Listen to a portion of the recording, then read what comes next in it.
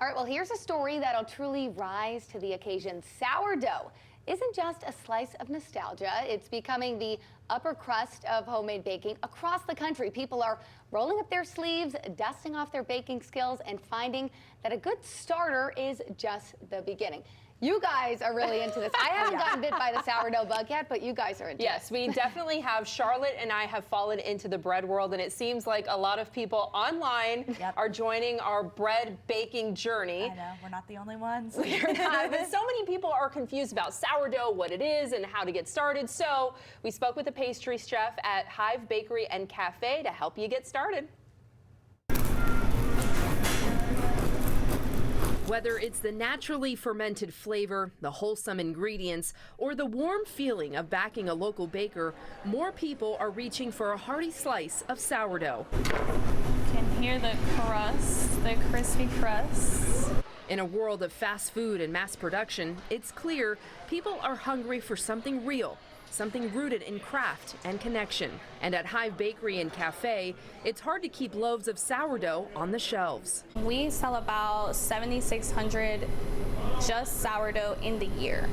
That's not including any of the inclusion breads that we have, like the olive thyme, the walnut raisin, jalapeno cheddar. That's just plain sourdough. Pastry chef Barbie Abad has helped bake thousands of loaves since her first day 3 years ago. She says since the COVID-19 pandemic, people have taken an interest in learning how to make their own sourdough at home. You know, I created something myself at home where, I don't have to go to the store and buy it. So it's really been interesting. Now, sourdough bread has taken over the internet. So after landing on sourdough TikTok, what do we do with the rest of this sourdough starter? Let's talk about Sourdough Starter. With recipes and tutorials, it can be a little overwhelming. We're going to make a sourdough starter from scratch together. It's how to make an active sourdough starter. So let's start with the basics. Sourdough starts with the sour starter. What is a starter? Essentially, it's your leavening agent to make your bread rise.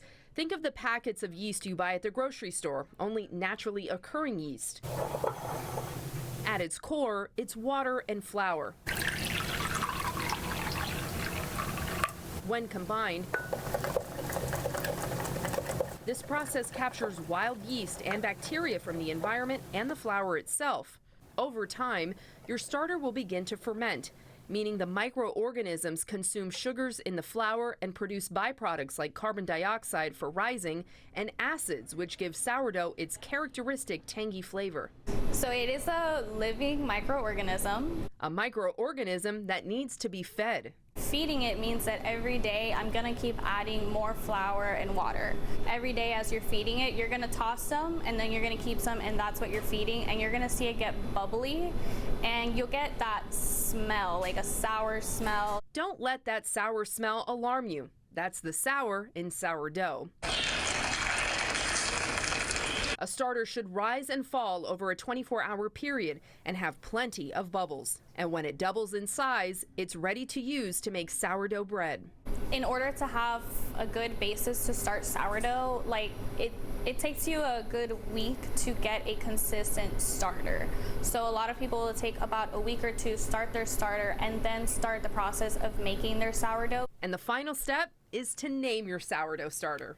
It's just to be funny, kind of entertain yourself. The starter at Hive Bakery and Café is named Freddie Mercury.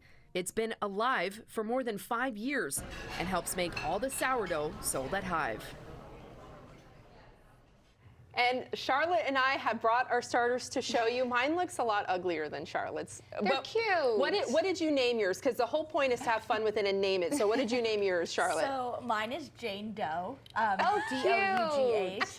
So yes, that's my name. I had another name for it, but then that one died. So yes, and when we say that they died, that just means we didn't feed them. They kind of got moldy. It's a whole thing. I named mine Isla. That's who you saw in the video. She's a person to me. Isla means island in Spanish. Yes.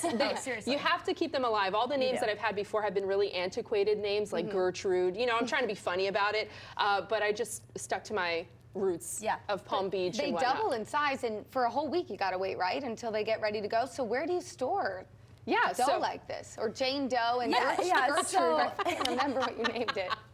if you're getting ready to bake, you can store it out on the counter when you're feeding it and stuff.